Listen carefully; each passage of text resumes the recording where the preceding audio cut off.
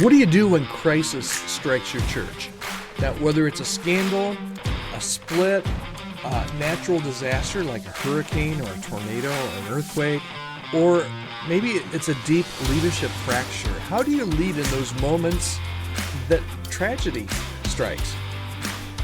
Because the way that you lead will define your ministry moving forward. And today we're going to talk through 5 practical and pastoral steps that every church leader should know when it comes to leading through crisis with wisdom and grace and resilience.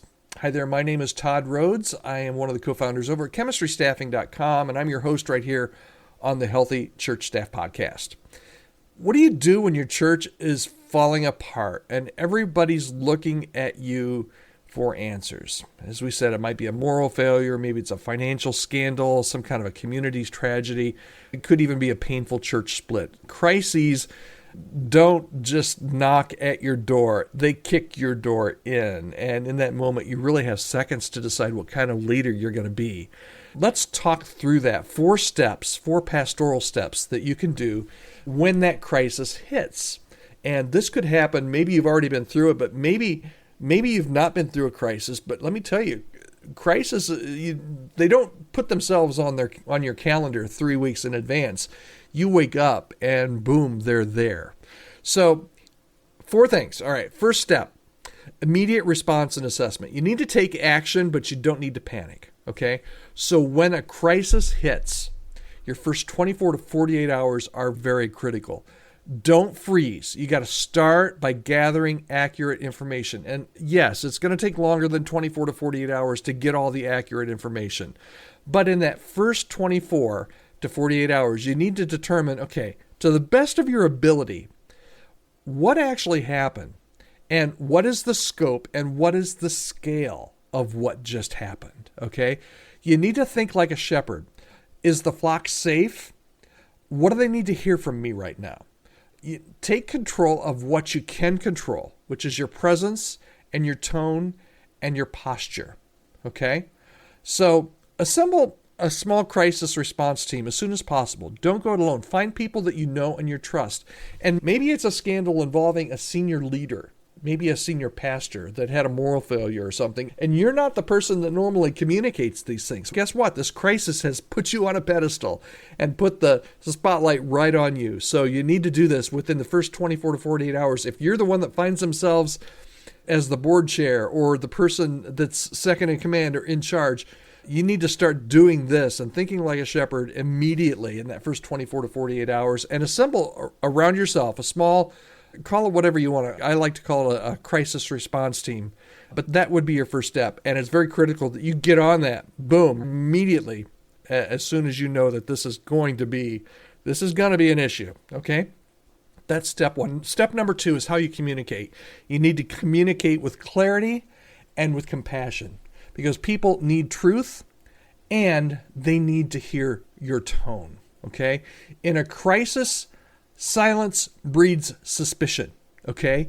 Even if you are not involved in the crisis, and hopefully not. If you are involved in the crisis, you shouldn't be leading the response to the crisis. Maybe I should say that as a side note.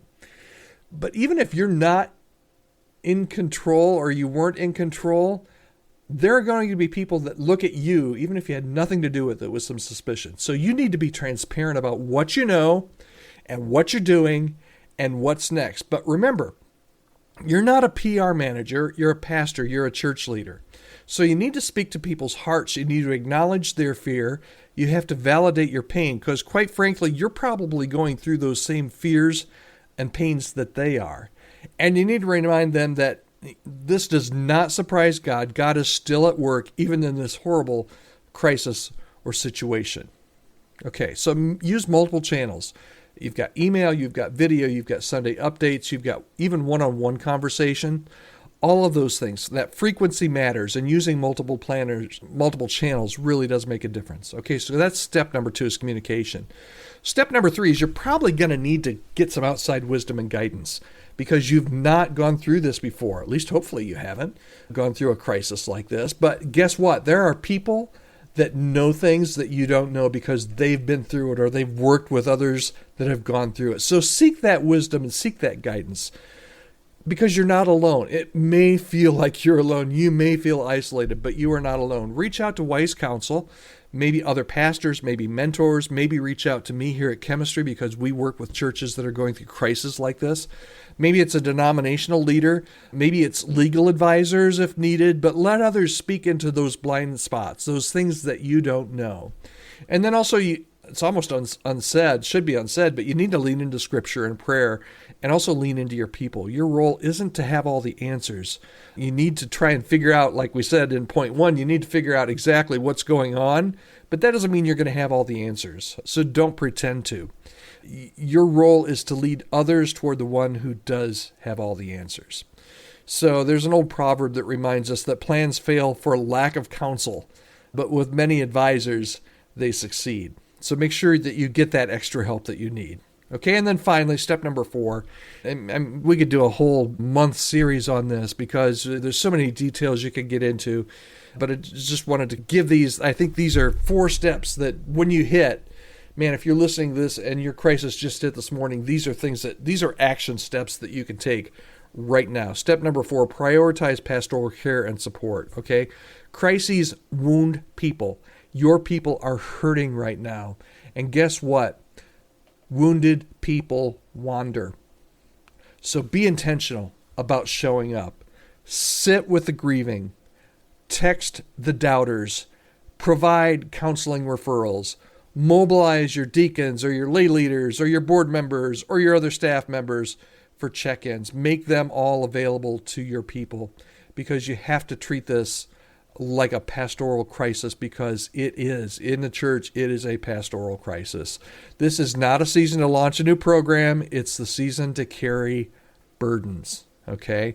So when you're going through a crisis, quite honestly, everything else, all the vision, all the financial stuff, everything gets put on hold because you need to tend to the people.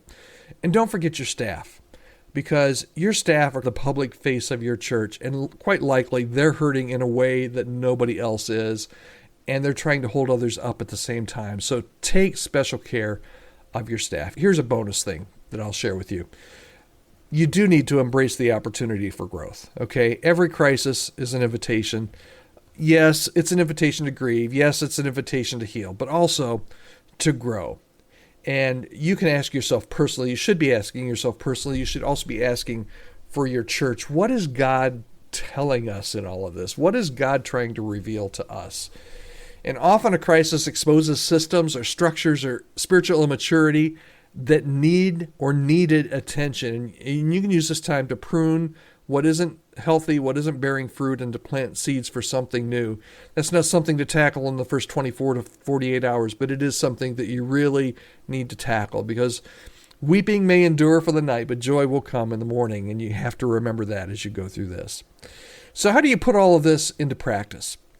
Some tips I have for you is get ready for a crisis even before it happens. Use a crisis communication template for announcements. Create a care map to track people who need support. Again, some of this stuff you should be doing. You should have a plan for this even before there's a crisis because there may be a crisis sometime.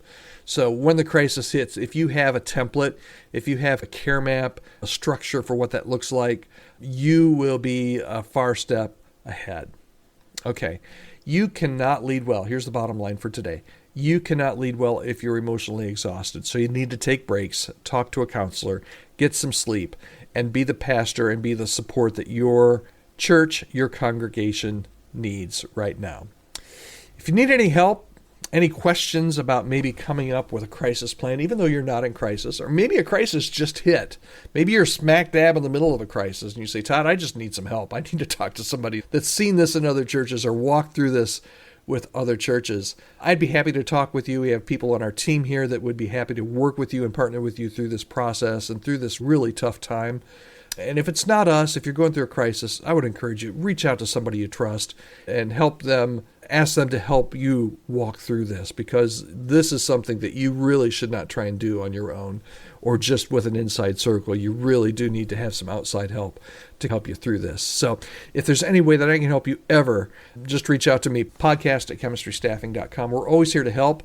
We specialize in trying to help churches and church staffs get into a healthy spot. And if you're in a crisis, you're going to need a little bit of help to do that. We're here to help you if that situation arises and you want to reach out to us. So podcast@chemistrystaffing.com.